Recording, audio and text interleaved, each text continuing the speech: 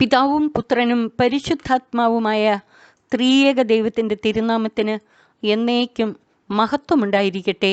ആമേൻ. പരിശുദ്ധ പരമമാ ദിവ്യകാരുണ്യമേ, എന്നുമെന്നും അങ്ങേയ്ക്കാരാധന. ഇന്നത്തെ സുവിശേഷ ഭാഗം ലൂക്ക 4:16 മുതൽ 22 വരെയുള്ള വാക്യങ്ങൾ. ഈ സുവിശേഷ ഭാഗത്തിന്റെ പശ്ചാത്തലമായ 4, 14, 15 വാക്യങ്ങളിൽ പറയുന്നു, യേശു ആത്മാവിന്റെ ശക്തിയോടുകൂടെ ഗലീലയിലേക്ക് മടങ്ങിപ്പോയി. അവന്റെ കീർത്തി സമീപ പ്രദേശങ്ങളിലെങ്ങും വ്യാപിച്ചു. അതായത് 40 ദിവസത്തെ ഉപവാസത്തിനും പ്രാർത്ഥനയ്ക്കും ശേഷം യേശു പ്രലോഭനങ്ങളെ ജയിച്ച് ആത്മാവിൻ്റെ ശക്തിയോടെ മരുഭൂമിയിൽ നിന്ന് തിരിച്ചു വന്ന് തൻ്റെ സുവിശേഷ ദൗത്യം ആരംഭിക്കുന്നു.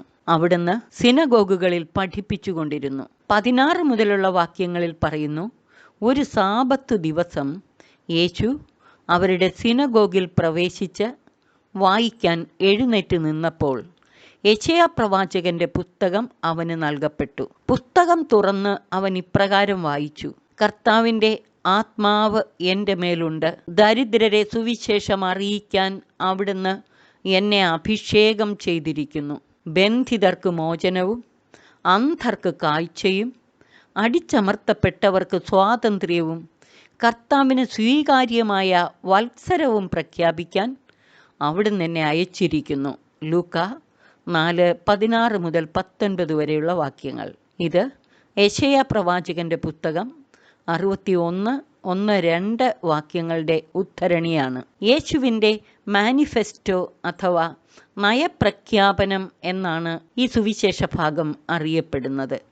ലൂക്കായുടെ സുവിശേഷത്തിൽ യേശുവിൻ്റെ പരസ്യ ജീവിത ആരംഭത്തിൽ നടത്തിയ യേശുവിൻ്റെ ദൗത്യത്തെക്കുറിച്ചുള്ള ഈ പ്രഖ്യാപനത്തിലൂടെ ലൂക്ക യേശുവിനെ സമഗ്ര വിമോചകനായി അവതരിപ്പിക്കുകയാണ്. 20-21 വാക്യങ്ങളിൽ പറയുന്നു, പുസ്തകം അടച്ച് ശുശ്രൂഷകനെ ഏൽപ്പിച്ചതിന് ശേഷം അവൻ ഇരിക്കുന്നത് ആധികാരികതയോടെ പഠിപ്പിക്കാൻ പോകുന്നു എന്നതിൻ്റെ ലക്ഷണമാണ്. സിനഗോഗിലുണ്ടായിരുന്ന എല്ലാവരും അവൻ പറയുന്നത് കേൾക്കാനായി അവനെ ഉറ്റുനോക്കിക്കൊണ്ടിരുന്നു. അവൻ അവരോട് പറയാൻ തുടങ്ങി, നിങ്ങൾ കേട്ടിരിക്കെ തന്നെ ഇന്ന് ഈ തിരുവെഴുത്ത് നിറവേറിയിരിക്കുന്നു. അതായത് യെശയ്യാ 61:1-2 വാക്യങ്ങളിൽ പറഞ്ഞ പ്രവചനം തന്നിൽ നിറവേറിയിരിക്കുന്നു എന്ന് യേശു പറയുന്നു. അവൻ്റെ നാവിൽ നിന്ന് പുറപ്പെട്ട യേശുവിൻ്റെ ദൗത്യത്തെക്കുറിച്ചുള്ള ഈ പ്രഖ്യാപനത്തിൽ യേശു തൻ്റെ ദൗത്യത്തെ 5 വിധത്തിൽ അവതരിപ്പിച്ചിരിക്കുന്നു. 1.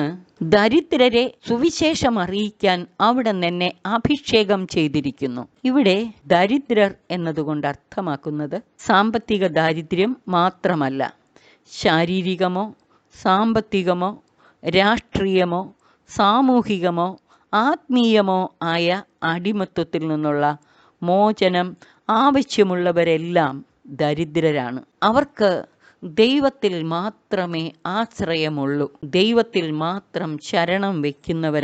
ഇപ്രകാരം ഉള്ളവർക്ക് സമഗ്ര വിമോചനം നൽകുവാനായി ദൈവം അഭിഷേകം ചെയ്ത് അയച്ചവനാണ് യേശു.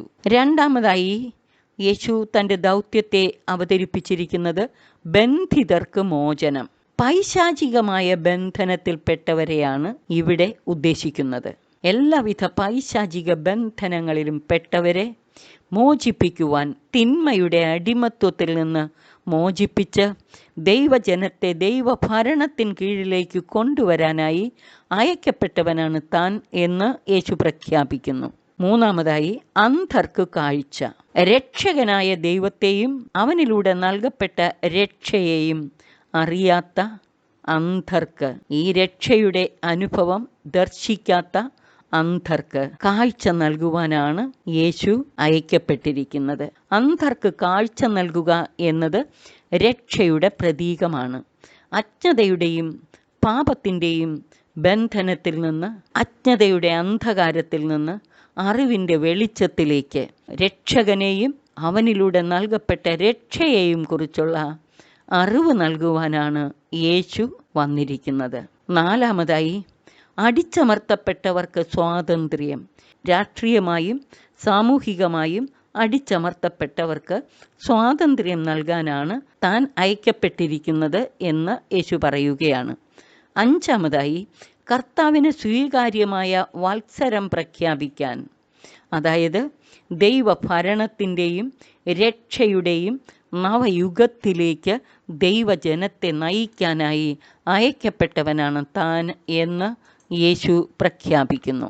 യേശുവിൻ്റെ നാവിൽ നിന്ന് പുറപ്പെട്ട ഈ കൃപാവചസ്സുകൾ കേട്ട് എല്ലാവരും അത്ഭുതപ്പെട്ടു. പ്രിയമുള്ളവരെ, ഈ വചനത്തിലൂടെ വെളിപ്പെടുന്ന യേശുവിൻ്റെ വ്യക്തിത്വത്തെയും അവിടുത്തെ ദൗത്യത്തെയും, പ്രത്യേകിച്ച് ഈ 5 വിധത്തിലുള്ള യേശുവിൻ്റെ ധർമ്മത്തെ ഒരുമിച്ച് നോക്കുമ്പോൾ യേശുവിലൂടെ നൽകപ്പെടുന്ന സമഗ്ര വിമോചനവും രക്ഷയുമാണ് അർത്ഥമാക്കുന്നത്. ഈ സമഗ്ര വിമോചനവും രക്ഷയും അതിൻ്റെ പൂർണ്ണതയിൽ അനുഭവിക്കാനും ഇതിനെക്കുറിച്ചുള്ള ശരിയായ ബോധ്യം അനേകർക്ക് നൽകുന്നതിനും നമുക്ക് പരിശ്രമിക്കാം.